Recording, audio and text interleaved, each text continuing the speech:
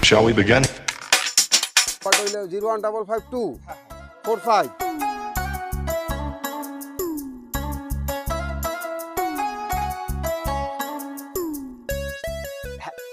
Hello ভাবি, আসসালামু আলাইকুম।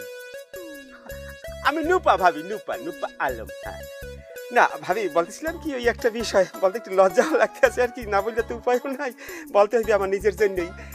না, ঘটনা যে শারমিন সম্পর্কে, শারমিন খুশি সম্পর্কে একটা কথা বলবো আর কি।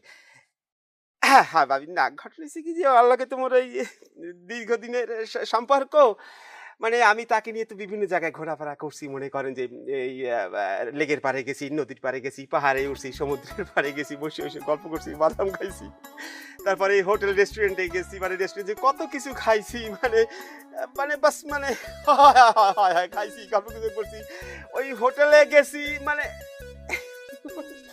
না ভাবি, যাই হোক এই আর কি।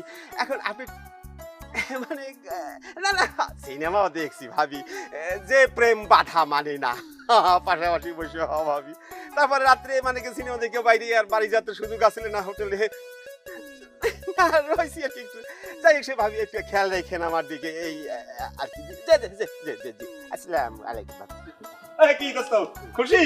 খুশি মানে তুরন্ত খুশি। আমি তো জানি যে তুই এই কাম পারবি, বেটা। আমার একটা বিশ্বাস আছে না। তবে কনফার্ম থাকো, হ্যাঁ। শারমিন খুশির সাথে তোমার বিয়া কনফার্ম। স্পেশাল গিফট দেবো তোমাকে আমি। ঠিক আছে দোস্ত, চলো আজকে আমার তুমি একটু চা খাওয়া লো। আহ, একই কথা। কি? আমার পরিষদে আছে মিটিং, লোকজন বসে রয়েছে, হ্যাঁ। তা খাওয়াবো না আর এক সময়। আরে না তুই পরিষদে আরেকদিন যাব, সময় অসুবিধা নাই, যে আমার আজকে চা খাওয়াবি, দেরি করে গেলে কোনো সমস্যা নাই। আরে ওখানে আরে আজ একটু চা খাবে, তুই ছোটবেলার মতো মানে একটু খুশিতে আনন্দে চা খাবো, অসুবিধা আছে কেন?